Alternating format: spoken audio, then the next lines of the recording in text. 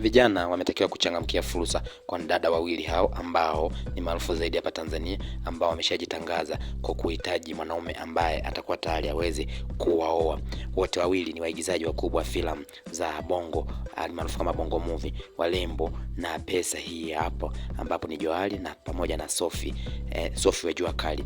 Tukianza na Johari, siku za hivi karibuni amefanya mahojiano maalum na waandishi wa habari, akaonyesha nia ya kuwa kwenye ndoa baada ya kusema maneno haya. Johari alinukuliwa akisema maneno haya: kwa sasa nipo tayari kuolewa na mtu yoyote yule, ili mradi tu awe anapumua. Ni maneno ya Johari. Lakini pili, kwa upande wake Sophie Jua Kali alifanya na interview moja na chombo cha habari, na yeye akaonesha nia ya kutafuta mwanaume wa kumuoa. Kwa mjibu wa Sophie Jua Kali, aliweza kutamka maneno ambayo yalikuwa yanasema: nataka niwaombe mashabiki zangu, nafikiria nimetoka kujiombea mwenyewe, ni muda wao kuniombea.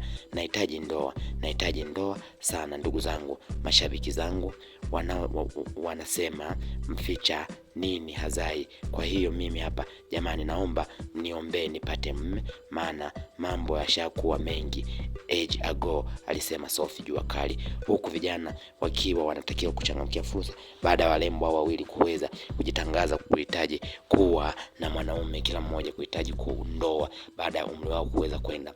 Ikumbuke kwamba wawili hao wote ni waigizaji wakubwa wenye pesa na mafanikio makubwa, lakini safari hii baada ya kwamba mambo yameendea vigumu, warembo wao wameamua kuweza kujitafutia wenyewe wanaume ili waweze kuingia kwenye ndoa na hatimaye kuwa na familia yao, kila mmoja akiwa amefanya mafanikio makubwa zaidi. Safari hii wameona wasiwe wapweke na kuamua kujitangaza rasmi kwamba wanahitaji kupata mwanaume ili aweze kuwaoa. Wote kwa pamoja waliweza kuzungumza kwa nyakati tofauti.